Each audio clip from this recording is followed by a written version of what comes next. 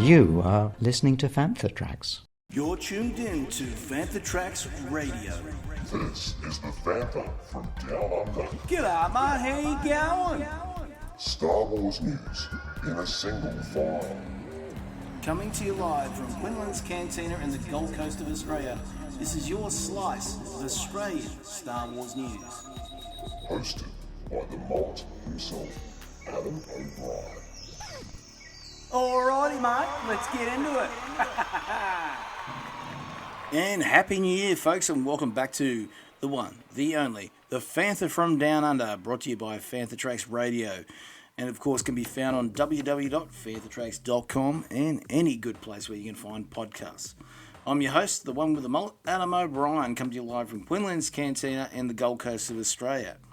So, this is the first show back from holiday break, and, of course, I want to wish all of you a Happy New Year first before we get into the show today, and I hope you had some great holidays and, of course, a great New Year's and a great Christmas as well. I'm sure all of you Star Wars fans enjoyed seeing a certain movie out there in the cinemas over the holiday break, and we're going to be talking about that one tonight. It's going to be me running solo on the show, no guests tonight.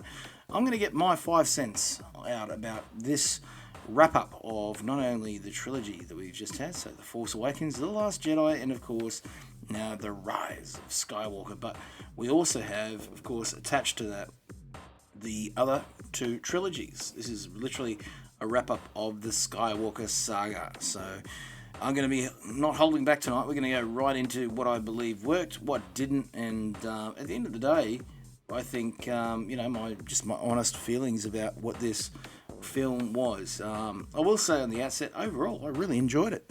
I've always liked JJ's films, and he's got, he's a little bit like James Cameron. He's good with sequels.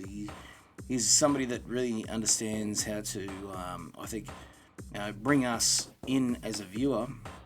But also, if you have, a nostalgia or something like that, also he brings you in for that too. So he certainly had his job well and truly, cut out for him on this one. This was a tough movie to put out, and at the end of the day, it's one that is out there now for all of you to enjoy. But before we get into that tonight, I'm going to let you all know how you can catch me on the web.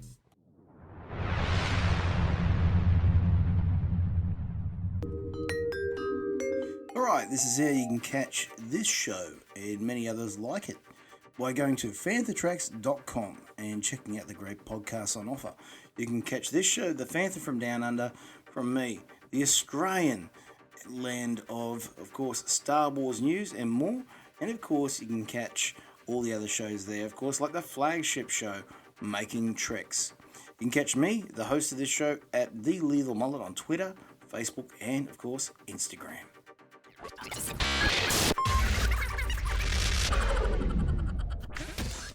Alright, folks, so we're going to get right into it. Of course, The Rise of Skywalker has been out now for a good while, at least a month now here in Australia, and of course all over the world. And of course it's made a hell of a lot of money for, of course, the one, the only Lucasfilm.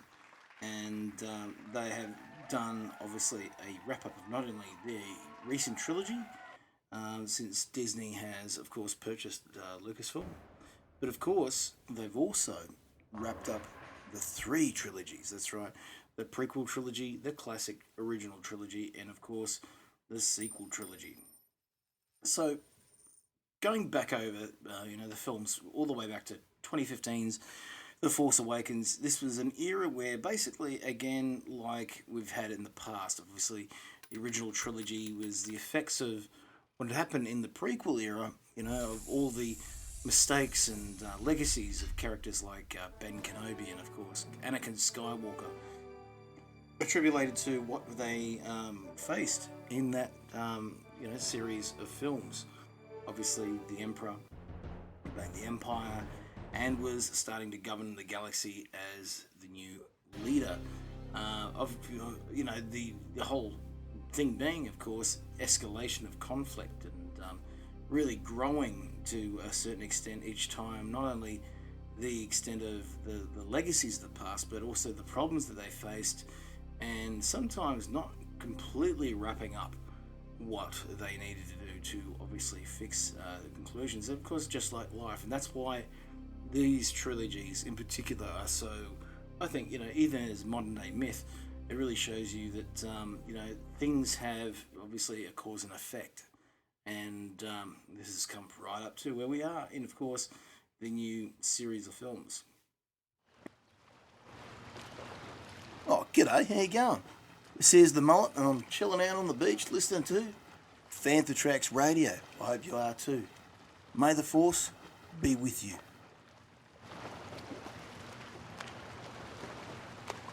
And now it's time for the news break here on Fantha Tracks Radio. Alright folks, we're going to go through some of the stuff that's going on in the world of Star Wars right now quickly to get you up to date. There's of course a lot of rumours out around about, of course, the production of the one, the only, Ewan McGregor's brand new single show. That's right, it's a show now, not a movie, Kenobi. Now, of course, a lot of people on different sites giving reports that, and from good sources too, that of course the production is shut down indefinitely. And it's thanks to Ewan McGregor himself, who's now come out and gone and actually told us that, of course, this is not the case at all. The production is actually going to be starting in January next year, and you can actually find all this information out on fanthatracks.com, where we're talking about, obviously, from the mouth of Obi-Wan himself, where he says that they're just spending some more quality time on the scripts. Now, is that not awesome? When considering we have had some pretty rushed productions, which, of course, we still have some great films, but the stories were kind of lackluster in some ways when they could have been spent a little bit more time with them and given the quality they want. Well, they're doing it now. So thank you to Kathleen Kennedy, and thank you to Ewan McGregor. You are a champion, sir. So, some news coming direct from fanthatracks.com. Also, Matthew Wood, the voice of General Grievous. Well, not as good as Matt does it. But, of course, he's coming to Ace Comic-Con Northeast in 2020, which is fantastic. You really got to, obviously, give the creds to one of the greats when it comes to audio production, especially for Star Wars. What an absolute bloody champion. And, of course, somebody that's really, I think, taken, the world that we got from Ben Burt and, given it a whole huge new perspective. You also got, of course, Clone Wars about to come onto, of course, the streaming platform Disney Plus with its next season and final season. So we get to see this great trailer that's just dropped in the last couple of days. And, of course, everyone was just so enamored with this amazing, footage. Again, this is what all the Star Wars we had for quite a few years, even in the later years of George's tenure. And, oh, God, was it amazing. But this time, of course, we have Ahsoka Tano back in it, right in the middle of the action. And it looks like a promising fight with the one, the only Darth Maul. And interesting to see some older fans who probably didn't appreciate the character of Ahsoka Tano as well as the rest of us, who could not stand the fact that she's going toe-to-toe with Darth Maul. All I will say is this. Dave Filoni, we trust you, mate. You're doing a great job, and, I just can't wait to see that fight. I think it's going to be fantastic. Considering when Darth Maul did have his greatest saber battle, which is against Obi-Wan Kenobi, he was but an apprentice with very little experience. Yet, still sliced him up like a piece of toast. Now, isn't it great when you get atmosphere in TV, in film, in anything that they do? And of course, ILM do this all the time. Give you this amazing, immersive, believable surrounds. And of course, they're doing exactly the same with The Mandalorian. And then an article's just been posted out, of course, about the stagecraft of ILM. So if you get a chance to actually check this out, take a look at the new stagecraft technology which they're using. Of course, the sets are kind of like the sets that we used on the Dune miniseries, where they have these massive tapestries wrapping around in a circle, which, no matter where you looked, you got this amazing backdrop. I mean, just a beautiful backdrop. And of course, they've done the same here with the likes of using the sort of technology you get out from 300 when Zack Snyder did that. So using minimal set pieces, but real set pieces, and then also going around and using these sort of rich, round tapestries, which basically immerse you right in the middle of it. So you really get a sense of being there, and of course, it cuts down on the amount of CGI needing to be done. It's amazing. I just love it, and ILM, big salute to you guys. You're doing a fantastic job. And of course, the idea of 2015's The Force Awakens, things like ideas and concepts like the Battle of Jakku, left a wasteland on obviously that planet, and is obviously a cornerstone of some of the things that we're going to be obviously looking at today on the review of The Rise of Skywalker. So there's lots of threads from that and into, of course, Rian Johnson's film The Last Jedi, which were, again, things to test us as an audience to, like The Empire Strikes Back did, and many other great second parts to trilogies where they really tested you, as to the, obviously the plight of characters like, obviously, Luke Skywalker, Han Solo, and Princess Leia, what they faced and the challenges that were put in place in their hero's journey. Obviously, each of them had their own hero's journey to go through, and going through those steps, the classic Joseph Campbell way, each hurdle or each challenge that was faced by the hero made them the better person. In the case, also developed their character. And, the same thing happened, of course, obviously, with Luke Skywalker in the new trilogy. He's got, again, another journey that he needs to go on. So we're always on a journey in life, and we're obviously seeing that here in this sort of more mythic form. Of course, that was the genius of what George Lucas was doing all those years ago as well.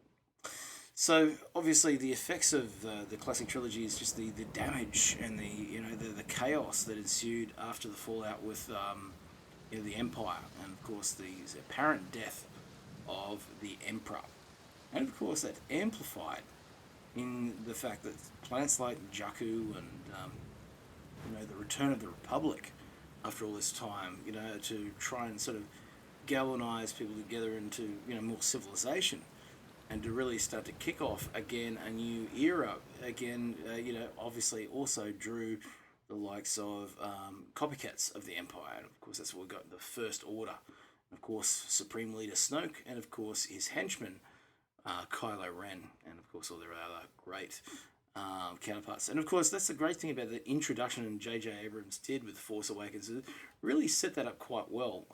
He sort of obviously modernized the Empire. That's the one big thing the First Order always was kind of, I suppose, like many have said, the iPhone generation Empire, particularly with the Stormtrooper outfits. They were always like that too.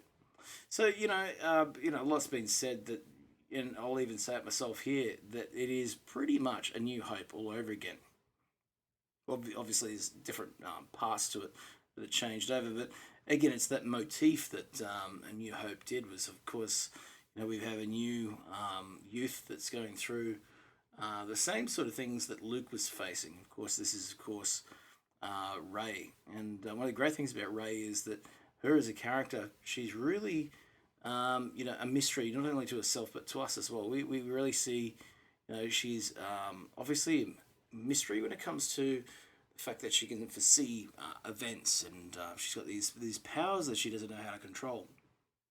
And quite a bit more developed than, say, even Luke was in New Hope. So there's mirrors of that too. And again, a lot have said that the Phantom Menace is a mirror to A New Hope, and even to some extent Return of the Jedi. So we've kind of done the mirrors, and I would say the kind of verses and choruses, as George would have pointed out back in the times that he was writing these. That Star Wars is like a poem or like a piece of music, that it has to sort of have stanzas and choruses and verses that are obviously followed, and they also have mirrors in other parts. So we can see that here as well, that's sort of happening there, and particularly with Rey's journey. Obviously, even Han Solo in that film was the Kenobi-like mentor figure.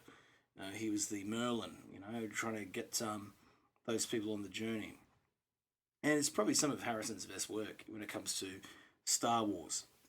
Then moving into obviously Rian Johnson's trilogy was to challenge, not only the story itself, the characters, to really give them a sense of depth into what we had presented in the past too. So obviously we've got Poe, who's tested as a leader in that film, and you really get to see he learns from Leia, and obviously also being in the idea that he could try and rebel against his leaders and stuff like that too. And he learns a lesson hard when Leia, shows that being foolhardy gets people killed, and he has to lead, by not only himself being a hotshot pilot, but by example, casting a good, shadow of leadership, because it's the best way any leader is able to pass on their knowledge, if you like. Then, of course, we have Rey, who's obviously at the end of The Force Awakens found Luke, and is now trying to basically, get past the mystery of herself, how she has these powers of the Force, and what it means to be a Jedi, basically.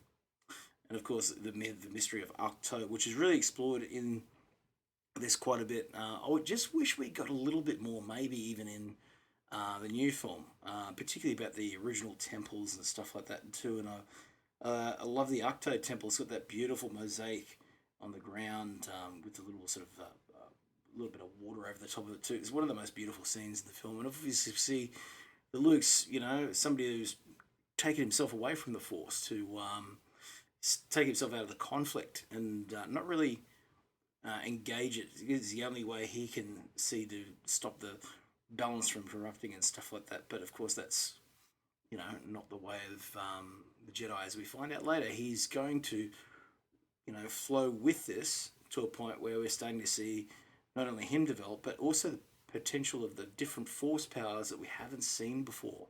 And it's very important to the next story, obviously, in the likes of course, the Rise of Skywalker. We see that amplified even further. Again, that's something that, without that, we wouldn't really, have had the abilities that, Ben Solo has, obviously, in that film too. So, Force communing, if you like, is one of the big things that Snoke is trying to sort of amplify in The Last Jedi, so that he can get, these two halves together. So, the dark half, which is, of course, Ben Solo / Kylo Ren, and of course Rey. It's come together. The dark will rise and the light to meet it, as he says in the film. So again, a real, again, that Force dyad that we find out about now in this new film, is something that they've been trying to push for a while. So, The Last Jedi really play with that idea of obviously the, cutting off the power itself and really going beyond what Anakin did. So that's, again, another great thing that Ryan did. He pushed that boundary. And, we never saw the Emperor get killed by Vader and then Vader take the crown. So they pushed that further into the story, and the fact that he actually became the Supreme Leader. And obviously the film finishes with this beautiful, sword fight, or apparent sword fight, with Luke and Kylo on Crate. And it's very, very poetic, but also, the red herring that Luke says at the start, what do you think I'm going to do? Stand in front of the First Order with a laser sword and wave it at him? Yeah, and he does exactly that. But using, of course, the Force projection. So with that, of course, one of the big things about Force projection is that it, it pretty much zaps not only your Force power, but your life as well. And Luke perishes. So giving himself to the Force. One of the great things about this is you can see that Rey, as she moves into the next film, is, she doesn't have that safety net there anymore. She's got all these skills. She's got, obviously, the books that she'd taken from the Ahch-To Jedi library. So she's still learning. She's still finding her way. But now Leia is her teacher. So Leia is, teaching her in the ways of the Force after this. And the great things about this is so much footage was left over from The Force Awakens that they're able to use some of those now, that obviously, the sad fact that Carrie Fisher had passed away. So as we open, we get to see a little bit of the training of Rey, and I just think it's absolutely brilliant. We get to see this on this new planet. So without further ado, we're about to get into my thoughts on this film. How you doing? Make sure you check out Star Wars News and a single file on FanthaTracks.com. All right, I'm fresh out from seeing the film for the second time, and I'm going to give my honest thoughts without really thinking about it too much. Is this a film that I'm going to revisit? Is it a film that packs the punch? Is it a film that's a great trilogy capper? And a trilogy cappers? Well, I think, as I mentioned earlier, JJ had a really, everything cut out for him in this one.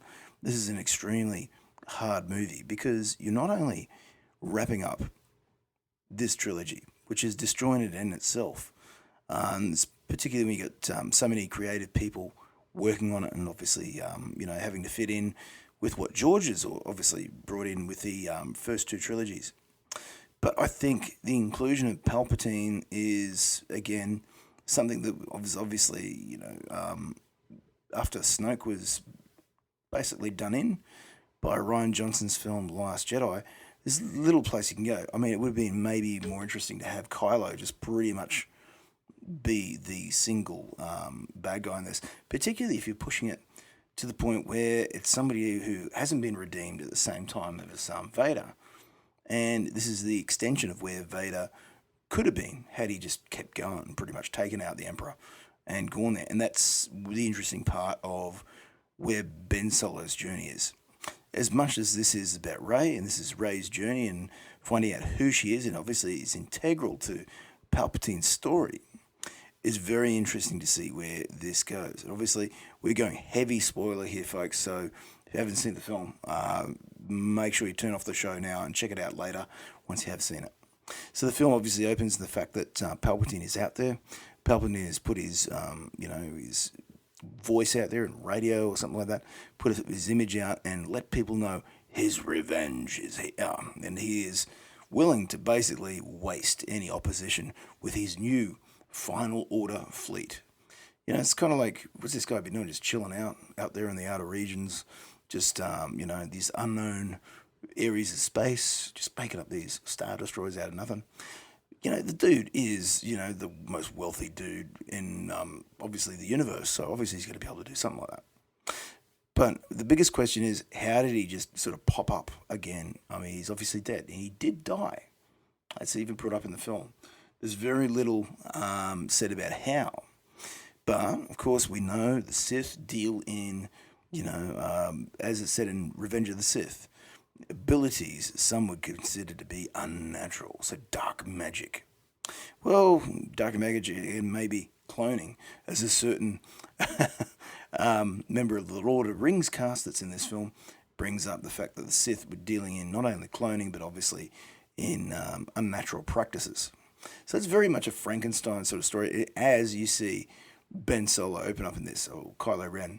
He's in Mustafar, and in Mustafar what he's doing is trying to find the directional device that will lead him to Exegol, will lead him to where the Palpatine's hiding, because he wants to take out the opposition, which is of course Palpatine. By the time he gets there and actually does this, it's very interesting, because you're getting to see this ancient hidden Sith world and huge statues, and then all of a sudden, once Solo's down the elevator and walks his way through, we see a tank. So it looks like a Bacta tank, but it's not a Bacta tank. It's obviously some type of cloning facility, and they're growing clones of Snoke, whereas these basically the ones that worked the first time, or maybe the second time, and then maybe they had no choice. So I think what's happened is that they've been experimenting for a while to bring back Palpatine's spirit into some form, and that he's been able to jump into the likes of Snoke. And he was definitely a puppet of Palpatine's to some extent. So we may not get the story as such, but it's enough of a throwaway in the background to figure out what's happening there. So it's obviously they've cloned his body again, and it's obviously still very crippled form to see where it was. So interesting, nonetheless. But he's back, his spirit's there, and obviously he is all the Sith. But it's great to see it. Ian McDiarmid is fantastic in it. So we see that opening, and the opening also with Poe, and of course with Finn and the rest of the guys of the Falcon, going on that sort of little run to find out information about what's happening through one of their contacts with the smuggling areas or whatever it is fantastic. It's really well done, and it's a great little light skipping, or whatever they call it. The idea that you can sort of skip through hyperspace so quickly. It's great, and obviously Han Solo sort of started, and then you got the Holdo maneuver in there, even talked about later in the film too, so it's kind of played with a bit, but this is taken to that next level, and I think the Falcon isn't quite up for it. Some great little sequences there. Then we obviously jump to Rey being trained by Leia, which was really, really good. I enjoyed that on their little the forest planet there, which originally I thought was going to be Endor or something like that in my head canon, but I really enjoyed that. It was good, sort of playing with the idea that in the middle of her training, she's getting sought out by, of course, through that sort of force Skyping that she does with Kylo. And I like that. Again, it's sort of keeping this, the two pieces of the one half, the force dyad, as we find out later, together. And it's great. They really are, the sort of 50-50, or the yin and the yang to each other when it comes to the force.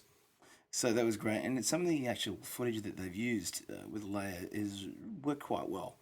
No doubt, they've got to have used some CGI here and there. That's pretty obvious, or at least a body double to do some of that stuff. Plus, take headshots or hot video of Carrie in those places too. And it's kind of eerie. I mean, she's there, for all to see. And again, it's such a great performance by her, no matter what she's doing there.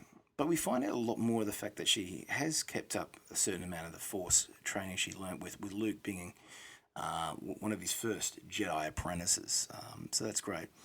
Of course, the story really brings out not only about the background of Rey. Obviously, we find out that she's a Palpatine, and it's kind of something that I kind of toyed with, when I was theorizing about it myself ages ago. And a lot of fans have picked out with the swordplay that she did in, of course, The Force Awakens. It was kind of a giveaway sometimes. The way that she was handling the saber was very similar to Palpatine. So I wonder if that was something intentional originally that was there.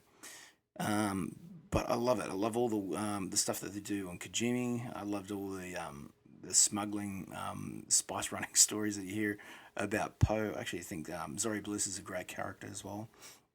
I almost think that she should have been in it more, but it's great to see that, and hopefully, who knows, we might see more Poe stuff down the line. Obviously, the big thing we find out with Finn has been sort of hiding the fact on the side. They say, hey, I've got something to tell you, Rey. And of course, that is that JJ's confirmed on the release was that he's Force sensitive as well. So maybe that's one of the reasons he's able to really hold his own against Kylo back on Starkiller Base in the forest there. So it could be. But, that opens up its own perspective. Anyone can have the ability of the Force. But even when he's talking later on, when they go to find the other renegade stormtroopers, with Jaina and the rest of them, you find out that even no matter what his ability or with the connection to the Force still guides him in other ways. I suppose it's interesting. It's a different way of looking at the Force, no matter what it is. So that's all interesting. But also, I love the little steps along the way in this. It's sort of very much a hero's journey in many ways to find these connection devices to find out where to go for the unknown regions. So again, it's the fact that now we know that Luke and Leia both knew who Rey was the whole time, but it was more about her spirit, that sort of light side that was always inside her, that doesn't matter who her parents are, who she's part of, what family, she's able to sort of turn that around. It's an interesting story because that same thing happened with the Skywalkers with Anakin as well. And the fact that his father was, he became Darth Vader, and then Luke had to deal with his father being, the ultimate henchman of the Empire itself too. So I loved some of these. Exegol was great. I really enjoyed that. The Sith fleet. I think we needed a bit more of a background of that, but there was enough there to say that these guys are Sith loyalists. They thousands upon millions of people. Just chilling out with Palpy, which is really good. But I want to know more about that too. Ben Solo's story in this great as well too. Obviously, as he turns on the top of the Death Star wreckage, and we see the footage with Han. Now, to me, that Han Solo footage was simply Leia projecting that to him. I think that's her last little bit of spend of Force energy, if you like. Like Luke, she's projected something, but this time she's projected the vision or the memory of what played out. And basically, it's a reverse of what we saw with the time of the death of Han Solo. And I thought it was beautifully done. Adam Driver in this is to me, it's as much as it is Daisy Ridley's film. She does such a fantastic job as well, and the hope that she brings, that she's going to carry this Jedi Order forward.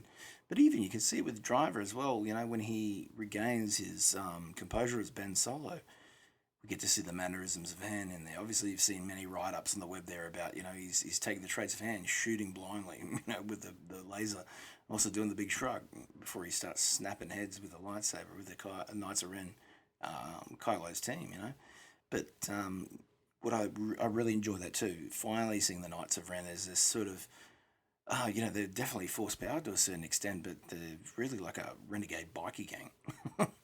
They go around doing what they've got to do, and they do it so damn well.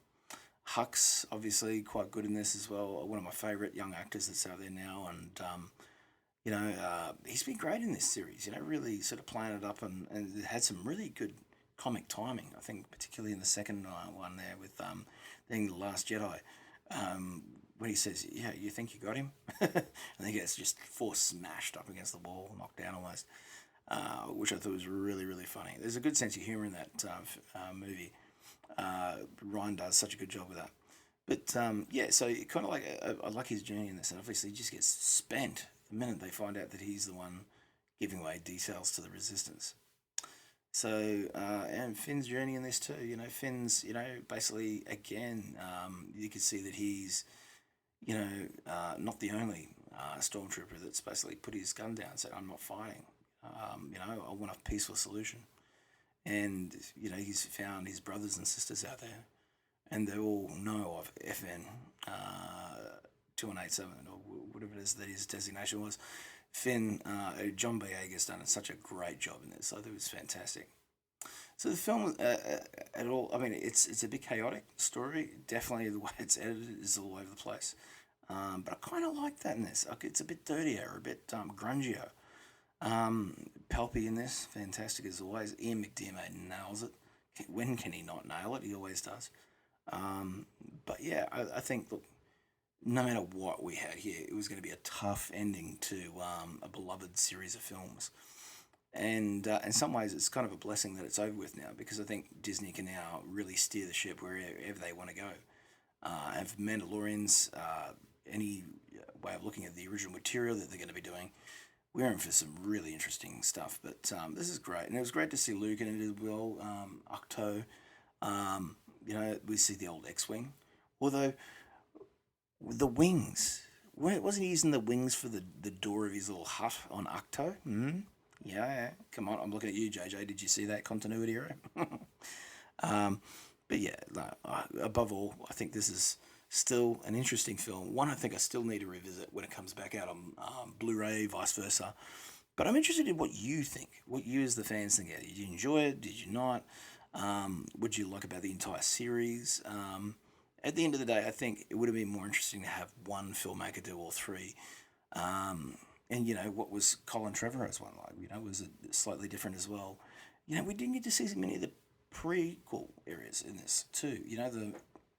I didn't get to see Naboo. We didn't get to see Coruscant, And obviously by some of the art book stuff that's out there right now, it's being leaked. It's very interesting to see that was going to be in the Colin version too. So who knows? We might see this in deleted material. But out there, I loved it. I enjoyed it. It's probably, out of these, probably my favourite because it was daring to be able to be as chaotic and as crazy as out there. I love the other two as well, but for me, this is my favourite so far. Thanks for listening. That's all we've got time for tonight here on the Fantha from Down Under. Hope you've enjoyed the show. Make sure you check out my stuff on at The Lethal Mullet on Twitter, Facebook and Instagram, where we look at everything Star Wars, and of course you can find my other show on there, of course, Lethal Mullet Podcast on the Phantom Podcast Network. Catch all the Star Wars news in a single file on the one, the only, FanthaTracks.com, and of course the great podcasts like Desert Planet Discs, Planet Leia, and of course the one, the only, Making Tracks. Check them out, folks, and of course, go in there and enjoy some of the greatness of the Star Wars universe. I'm Adam and Brian. We'll catch you next time.